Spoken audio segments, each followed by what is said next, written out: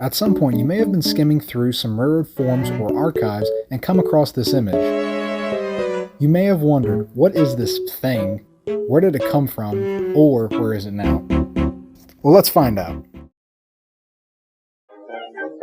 In 1929, the Baldwin Locomotive Works constructed locomotive number 15492, a 260 mogul with a tractive effort of 13,000 pounds, 44-inch driving wheels, and a total weight of 141,000 pounds.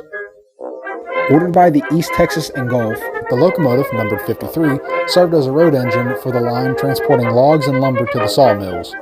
In 1934, after the ET&G Railway was abandoned, the number 53 was brought to the Willery Lumber Company in Couchwood, Louisiana, where she served until 1949, when then she was transferred over to the Guilford Hill & Co. Railroad. The G.H. & Co. was a sand, gravel, clay, and related construction materials plant. Number 53 was used as a pit switcher at Guilford Hill, Turkey Creek at the sand and gravel operation, moving pit trains between the diggings and the washer/plant, and doing switching around hauling sand, gravel, and fill for company construction material businesses. Here's where the locomotive's history gets a bit blurry.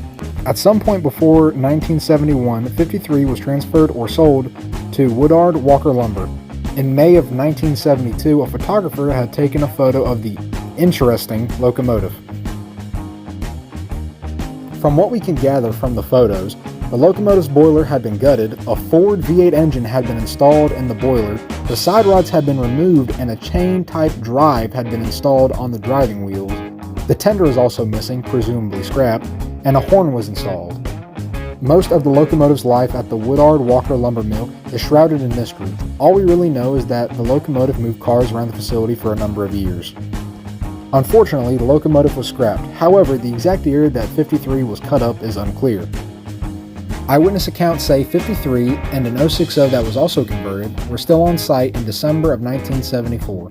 One preservationist speculates the converted engines were scrapped when the Ida/Taylor mill finally closed. The site was sold to Williamette in 1980 and shut in 1997. While it wasn't uncommon for some steam locomotives to be converted into diesel locomotives, this specific photo of the locomotive is the most widely shared image of one of these conversions. That's not supposed to. I know what's wrong with it. Ain't got no gas in it.